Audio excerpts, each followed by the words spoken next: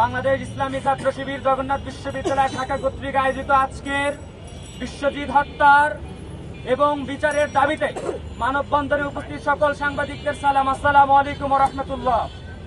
আমরা দীপ্ত কণ্ঠে বলতে চাই, আপনারা সকলে অবগত আছেন 2012 সালে আজকের এই তারিখে 2012 সালের আজকের এই তারিখে স্বৈরাচার পিশাচের পেটুয়া বাহিনী ছাত্রলীগ কর্তৃক বর্বরোচিত হামলা শিকার হয়েছেন আমাদের বিশ্বজিৎ দ্বারা। তিনি পরিবারের হাল ধরার জন্য 25 বছর বয়সে তার পারিবারিক দর্জির মেশিনে তারা কাজ করেছিল। আমরা দেখেছি বিশ্বজিৎ দাদাকে ছাত্র শিবির ট্যাগ দিয়ে কিভাবে সকল সাংবাদিক, আইন শৃঙ্খলা বাহিনী এবং জনসাধারণের উপস্থিতিতে কি নৃশংসভাবে হত্যা করা হয়েছে।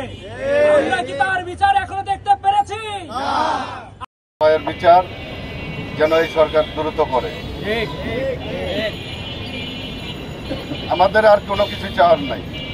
ভাই গেছে, ভাই তো পাবো না, অন্তত বিচারটা যদি হয় তাও তো একটু মনে সান্ত্বনা পাবো যে না, ভাইয়ের বিচারটা পেয়েছি।